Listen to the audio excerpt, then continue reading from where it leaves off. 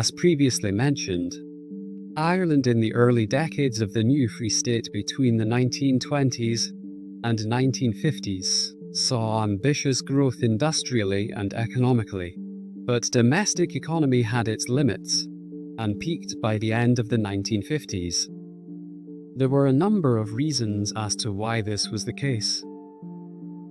Despite the conflict between the British Empire of the time and the Irish Rebellion, after the Free State was formed, Ireland still remained a vital trading partner for the UK. As Ireland was still a largely agricultural society, it supplied the now more industrialised and urbanised UK with food and other resources for its empire, a relationship by then centuries old. British industrialists and Anglo-Irish landowners became staunch allies alongside the financier class for the sake of trade. In the 1920s, then Minister for Agriculture Patrick Haughey maintained Ireland to be a predominantly agricultural power. Along with the tools of free trade flow, low taxes and government spending or intervention, saw it as a strong model for national prosperity, while also supporting the principal economic backers, being the financial investors and major farmers. The government also adopted the British system of corporate profit tax, as well as income tax on profits. One policy, however, that was to prove detrimental was the handing of state monetary management over to private bankers in 1927, having consequences, as it tied the punt to the pound at parity, making Irish manufactured goods uncompetitive, and thus inhibiting indigenous growth for the nation. Despite this detrimental effect on industry and agriculture, was seen as a necessary evil and sacrifice of a wider economic strategy. As a result, ordinary working Irish gained nothing economically from the first decade of independence. Many smaller property owners, farmers and businesses were essentially neglected and alienated. With the events of the Wall Street crash in 1929 and major economic downturns to follow, Fianna Fáil, for the first time in its history, rose in popularity in offering the hope of shifting direction for the nation, gaining the support of the ordinary Irish, small farmers, and local businessmen, by promising a new protectionist strategy and a break from British influence. In 1932, they would be elected to power for the first time in their history. Beginning with imposing a series of tariffs and quotas on imported goods to help stimulate the indigenous industrial base. By 1936, Fianna Fáil made tariffs and quotas on thousands of imported goods. However, as the 1930s wore on and the economic model of Fianna Fáil set in motion started to have successful results for domestic industry, its ministers argued Ireland, being a predominantly agricultural economy, was keeping it enslaved to its largest trading partner of Britain and others. The country needed more industrialization. The Control of Manufacturing Act 1932 stimulated new industrial growth and new production factories and facilities, bringing about success and prosperity for business owners and workers alike, with 2/3 of all share capital being owned by Irish citizens.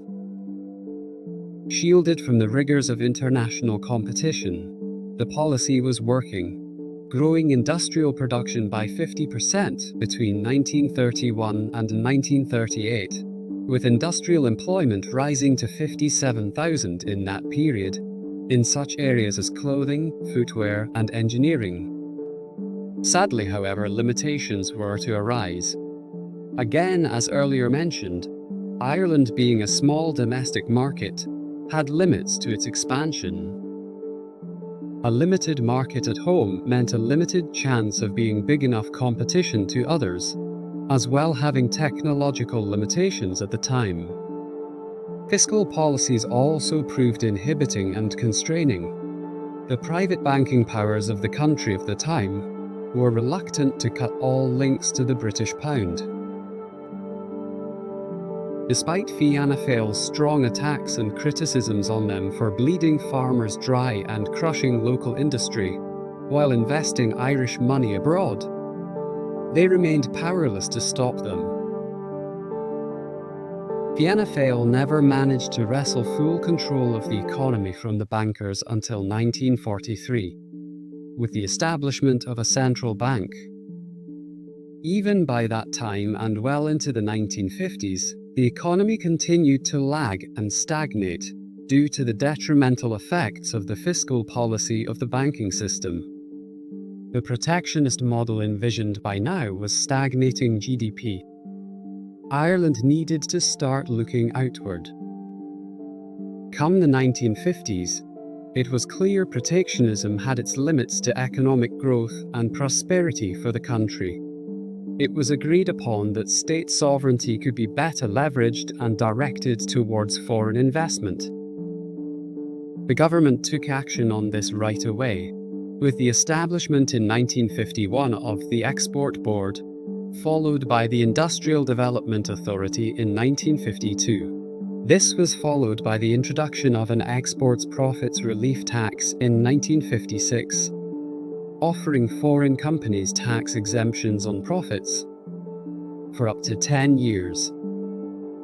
The government went further with the scrapping of the Control of Manufacturers Act, replacing it with a series of tax reliefs to buy plant and machinery. Sean Lemass, the father of modern industrial Ireland, was central to these policy changes, and in 1959 begins to envision stimulating the Irish economy through a number of means, as well as his development in semi-state model companies, plans to attract foreign direct investment and business tycoons, through the innovation of creating the world's first free trade zone at Shannon Airport.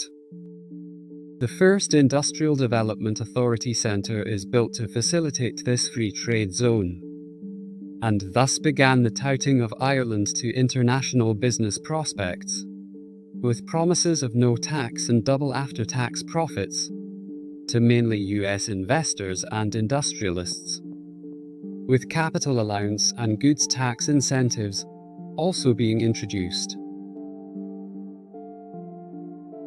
Be it out of necessity, be it desperation as the consequences of being a small nation in a competitive world, with limited domestic growth.